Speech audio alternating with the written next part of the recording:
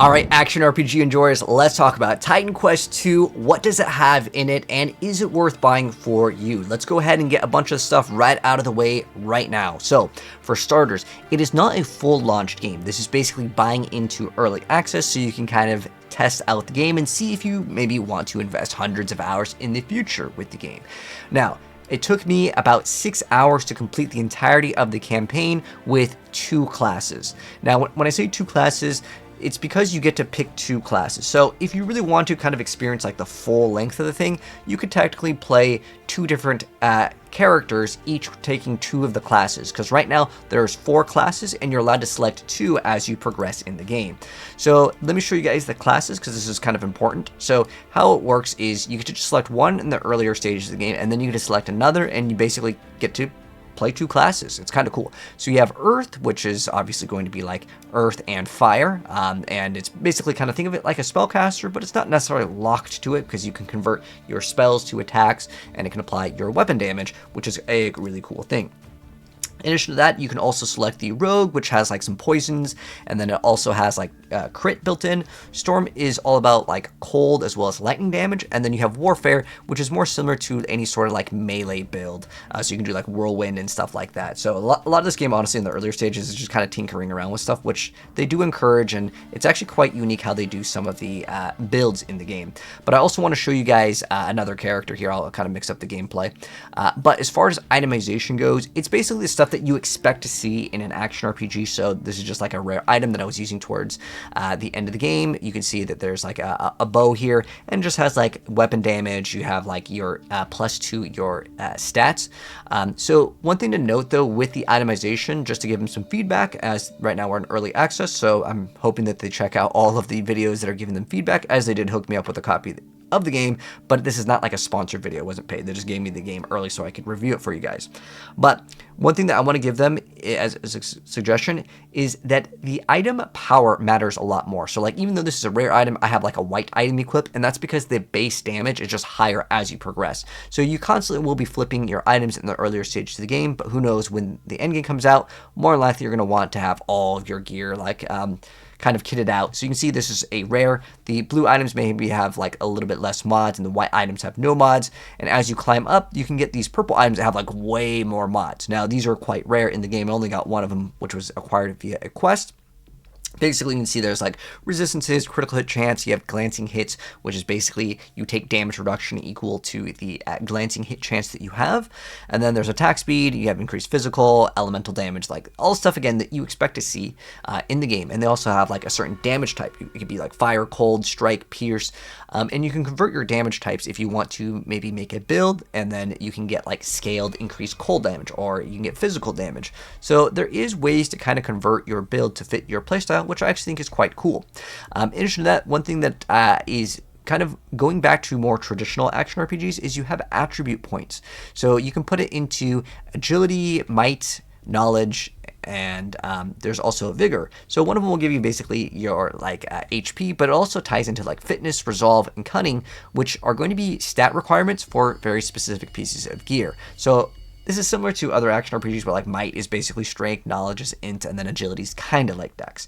I say kind of because bow is still kind of tied to might for some requirements, but there are also other ranged weapons that would be in the agility category that will require you to have more, let's say, cunning or fitness. Again, it depends on the item. So there is play with basically saving your attribute points sometimes in case you have a stat requirement for an item. Now, what sets Titan Quest II apart from other action RPGs is going to be the attribute system over here. So as far as this goes, you can see I'm using Storm here, but I only have like 1 point in this skill over here, and I got 5 points in this skill over here. As you put more skill points into it, it will basically improve the skills with kind of ways to modify the skill here. So I'll show you guys kind of an example. So one of the skills is Storm Nimbus, which is going to be an aura that grants us increased damage. Now there's a bunch of points that I put into that would just give us, let's say, just flat damage. You can see I have lightning imbuement, so it just grants us 8 lightning weapon damage, and then it converts 100% of the damage converted to lightning. So I like this idea because then if my weapon has a bunch of weapon damage, obviously, then we now convert it to lightning, and then if I get like rings or other items that say +2 lightning damage, it will then scale everything, but it's going to reserve your mana or your energy. Think of it kind of like mana reservation. If you've ever played Path of Exile, you can see my mana is cut in half. That is because I have this aura. So you can throw in auras, and it's, again, very similar to Path of Exile, but as I put more points into these, some of these things, like it can grant us cold res, this only costs like 1 point, where some of the other ones like lightning imbuement, which is the thing I invested into, will cost 2 points if we put them in. So that's kind of how you modify your skills in the game. And a lot of the skills, I'll be honest, they really come down to you pick a skill for DPS, and the rest of them are just kind of support. So I want to give them some feedback on this, but again, I want to show you guys kind of the ins and outs and kind of how the game works. And then I want to talk about like my review score for everything. So it has no current like end game. You can fight the bosses again. I also want to mention it is 47 gigabytes for the size.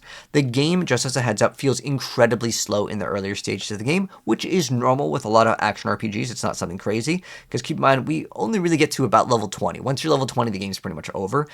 But it is very slow, even still then, compared to other games like Path of Exile or Diablo 3 and 4, where you can start blasting pretty early on, which is not a bad thing. I'm just mentioning that it is slow because sometimes people like slower pacings of games, and that's totally a-okay. But I want people to understand that this game does not play like Diablo 4 or Diablo 3, because I normally cover Diablo 4 mostly right now on the channel, and a lot of people want to know, is it better than Diablo 4? They're kind of different games. So like Diablo 1 and 2 have a very similar playstyle to Titan Quest versus Diablo 3 and 4, where you get like a weapon 300% damage and you start blasting the screen. It's a lot slower than that, and there isn't like crazy amounts of destiny. So the better example would be more so like Diablo 1 and 2 for the pacing, which could be, again, a good or a bad thing depending on what you like, and that's the point of this video review. But I want to go over some of the pros and the cons of the game right now. So as far as the pros of the game, I really thought the music was really good. We're listening to Pee-wee soundtrack right now in the background, but I did like the music from the game. I felt like the music was good. I felt like the graphics were really good. There's a lot of big areas. Let me go like fast forward towards like the very end over here, where you can see like the scale of like this game is really, really cool, and I like that, and I respect the design decision for like the way that like certain areas kind of have like a background that you'll eventually get to while you're progressing. I liked it. This was really good. There is some comedy in the game. I actually liked it. It's not like super rapid fire like Borderlands throws you comedy every few seconds. It's more kind of like spaced out, but I did like it. So it doesn't take itself super serious. It is kind of a serious game, but I just want to go ahead and mention that there is some comedy in the game. And I want to say that one of the cool things with the game is it does encourage you to explore in the world. There's different quests to go ahead and take, and I really did like that overall. And then another thing is I like the mastery skill system, but I want to say that this is also a con, because the way the game is designed is for you to put a bunch of skill points into one skill. That's the skill that you use. That's your DPS. That's kind of how the game works, which is normal with more like older action RPGs, but I think more modern action RPGs want you to like incorporate more skills. So if you like to do piano playstyle, you don't really need to in this, or if you dislike it, then I guess that'd be a good thing. But I think that giving us more access to more skills earlier on, especially in the playtest, would encourage people to kind of mix and match things, because again, one skill's DPS, the rest are kind of just like supporting that skill to do as much damage as possible. The voice acting is also very good in the game. Now, let's get into the cons. The enemy density in this game is very weak overall. Like you can see right now, I'm just comparing a lot of items. Just killed like a boss or something, a bunch of items popped out. But basically, the enemy density is a lot lower than other action RPGs. Keep in mind, we're only showing off the earlier stages of the game in Act 1, but I'm sure that later down the line, we're going to get a lot more, I want to say, and as far as endgame goes, I have no idea. I can only review as of what we have right now, but I think that to make the character or the player feel powerful, you need to have a lot of enemies here. And then also, as far as cons go, I feel like a lot of times in the earlier stages of the game, it was constantly, I'm out of mana, and it was not what I would consider a good beginner experience, especially because people are going to be coming from other action RPGs, and being out of mana is a design decision that I understand with certain powerful like abilities that may spend all your mana to get some crazy bonus, but a lot of the times I want to say that you're just sitting there consistently out of mana, and again, depending on the build that you play, you can eventually kind of solve the problem with getting like energy regeneration, but it's not a design system which I think was like even fun nowadays. Even back in the day, it wasn't fun to be out of mana and you just have to walk around in circles. You can use the basic attack, but no one really plays an action RPG for like, I want to play the basic attack only, right? And so I want to say that that definitely could be something that they could fix. The game also has a very slow pace to the game. Again, I want to consider this a con because getting from pack to pack It just feels a little bit too slow. And again, if you like that, that could be a pro. Maybe you don't really want to fight enemies every once in a while. You want maybe a slower pace so you can experience the background. So again, that could be up to you. Another thing I want to mention, I did mention in the pro, the exploration. However, with the free exploration of, like, you know, there is a quest over here, you can go over here, but if you go to the side, there's like a little chest that you can open up. A lot of the rewards felt really, really mediocre, and I really didn't like that. I think that, again, it's because of the early game, but like if I go to the side and kill a bunch of monsters and there's like a chest waiting for me at the end, I open up the chest and it's like, here's a blue item, here's a white item. I'm like, well, why did I even bother doing it? So I think that the little rewards for kind of doing some of the side area stuff should guarantee at least a yellow item. That way it could make the players feel a little bit more excited. However, all the items could technically be an upgrade because of the item power level in the game, and as you progress in the game, you're just going to get higher item levels, so even if it's a white item, it will still technically be better.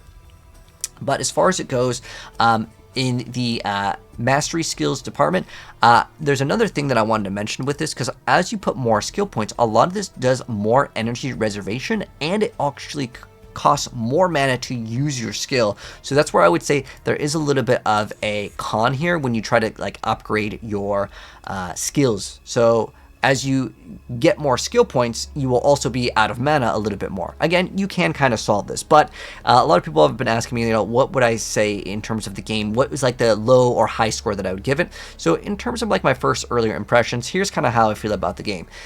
It is relatively short, but it is also, again, $24. It's not like it's launching for $60 for early access. So I'm a little bit more lenient on that. I would say that I did have some fun with the game for the first like 2-ish hours, but then because of the slow pacing and because I really didn't get any items that made the game feel exciting, and I think they want to have a much slower pace of the game, there is some cool bosses, and I want to say that the game has probably a pretty bright future as long as they listen to feedback, especially because there are some skills that are much worse or better than others. I want to say that it didn't run to the situation where it was like Diablo. Diablo has this issue where one skill is like 10,000 times higher, but this is early game. Maybe they're going to be introducing legendaries that will let us have 100x, 200x multipliers. I don't know if that will exist, but nonetheless, I'm just mentioning some of these things. But I really do like this passive point system because you get active points and passive points. A lot of the passives are just like numerical stat things, like you can get crit or damage, or even like some sort of like mana regen, which I think is good. But if I had to give the game a score, like let's say out of a 10, 10 being absolutely perfect, for early access, I would say the lowest that I could give the game is a 6, and the highest that I could give it is maybe an 8. So I would say, if you want to say I'm averaging out to a 7, I did enjoy the game, but I think because it is an action RPG, I want to see more content, and a lot of these problems that I have mentioned as in cons, specifically in the department of like lacking in enemy density, if it's the early game and they don't want to throw tons of enemies, I get that.